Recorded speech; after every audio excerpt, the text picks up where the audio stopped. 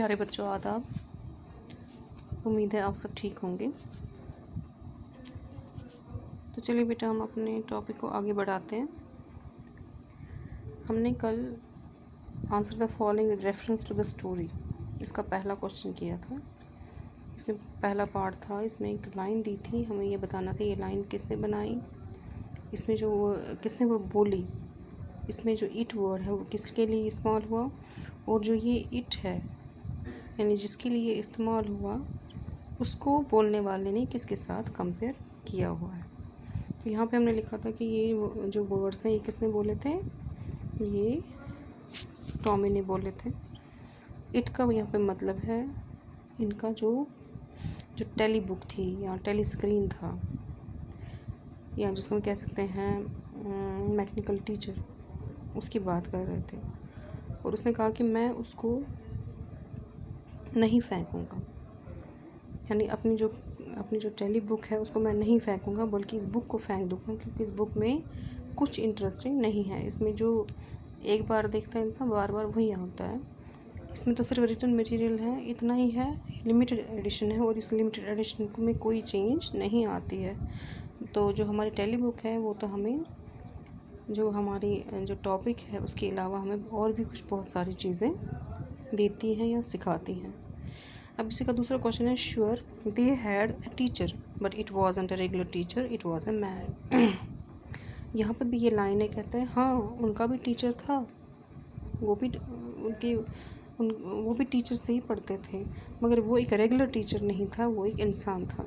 मैंने को कल भी बताया, उनके हिसाब से जो क्योंकि उन्होंने देखा नहीं था एक इंसान को पढ़ाते हुए कभी भी। तो लेकिन मैन का इंसान को ये पता होता था कि इंसान जो है वो रेगुलर नहीं रहता है, कभी ना कभी कोई प्रॉब्लम हो जाती है जिसकी वजह से उसको अपने रेगुलर जो वर्क है उसमें ब्रेक लेनी पड़ती है। लेकिन एक मशीन जो है उसमें ऐसी कोई चीज़ नहीं होती है, कोई थकावट नहीं होती है, बीमार नहीं होता है, कोई अर्जेंट वर्क नहीं पड़ता है जिसकी वजह से उसको छुट्टी लेनी पड़े, इसलिए उसको इन्होंने क्या कहा है, रेगुलर टीचर। तो ये लाइंस किसने कही हैं, ये लाइंस क्वेश्चन क्या है इसमें, who does they refer to, who does they refer to, यहाँ दे किन के लिए इस्तेमाल हुआ है, यहाँ पे दे इस्तेमाल हुआ है उस वक्त के बच्चों के लिए, उस टाइम के स्टूडेंट्स के लिए, यानी they refers to children who were studying in old kind of schools when there वर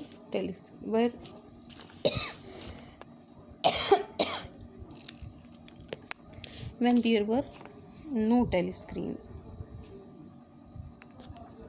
ये दे उनके लिए इस्तेमाल किया गया, उन बच्चों के लिए जो कि पुराने ज़माने में पढ़ते थे जबकि टेलीस्क्रीन्स नहीं होते थे।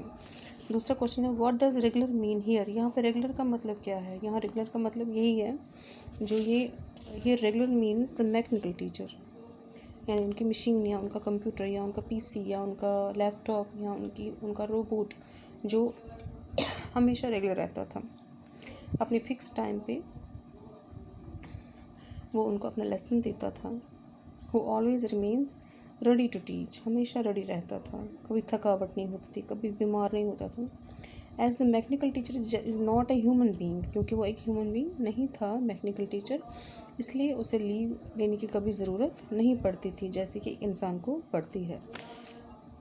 यहाँ पर भी ये कह रहा है, what is it contrasted with, ये जो ये रेगुलर टीचर है, ये रेगुलर टीचर किसके साथ कंपेयर किया गया है, रेगुलर टीचर किसके साथ कंपेयर किया गया, यहाँ पे से कहा it wasn't a regular teacher, it was a man, यानी it is contrasted with the teacher of the olden times who was a man rather than a machine, यानी जो ये मैकेनिकल टीचर है इसको कंपेयर किसके साथ किया गया है, मैन के साथ।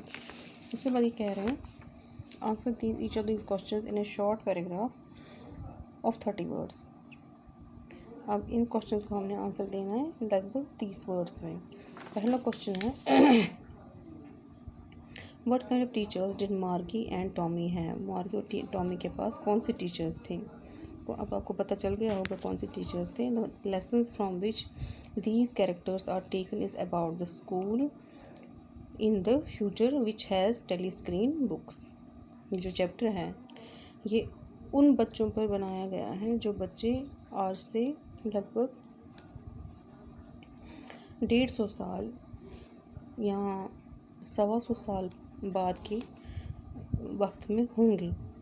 तो उस टाइम क्या दिखाया गया है कि उस टाइम उनके पास जो टीचर्स होते थे वो होते थे कौन सी, टेलीस्क्रीन टीचर्स, यानी जो किताबें होती थी वो होती थी टेलीस्क्रीन बुक्स, यानी सब कुछ जो है वो रिटन मटेरियल जो है वो प्रिंटेड मटेरियल आ जाता था उनकी स्क्रीन पर।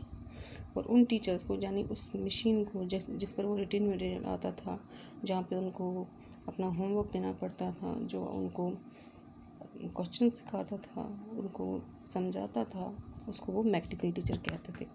Tommy and Margie are reading in some kind of school where they have mechanical teacher. और टॉमी और मार्गी जो है वो एक ऐसे स्कूल में पढ़ते हैं जहाँ पर उनका टीचर कौन है, mechanical teacher. The mechanical teacher is a machine, ये एक मशीन है, and is fast in calculating and testing. और ये मशीन जो है इतनी एक्टिव है क्योंकि इंसान की तरफ थकावट नहीं होती है इसको, इसलिए हमेशा एक्टिव रहती है और बहुत ही फास्ट कैलकुलेशन करती है और टेस्ट देती है, और टेस्ट का रिजल्ट भी विद इन सेकेंड्स ही बताती है। These mechanical teachers are just like robots. ये मैकेनिकल टीचर्स रोबोट्स की तरह हैं, यानी आज से 150 साल के बाद जो इस लैपटॉप में जो एडवांसमेंट आई होगी उसकी बात कर रहे हैं ये। दूसरा क्वेश्चन है, why did Margie's mother sent for the county inspector. Margie के माँ ने काउंटी इंस्पेक्टर को क्यों बुलाया। Margie had been consistently failing to perform well in the geography tests given by her mechanical teacher. क्योंकि मार्गी जो है लगातार अपनी ज्योग्राफी में बहुत ही बुरा कर रही थी, उसमें उसको परफॉर्मेंस अच्छी नहीं आ रही थी, तो इसकी माँ जो है वो तंग आ गई और उसने काउंटी इंस्पेक्टर बुलाया था जो कि एक्सपर्ट था ऐसी मशीन्स को टेक्निकली हैंडल करने में, इनको ठीक करने में, इनकी जो है ख़राबी देखने में। तो क्या कहते हैं, व्हाट डिड ही डू।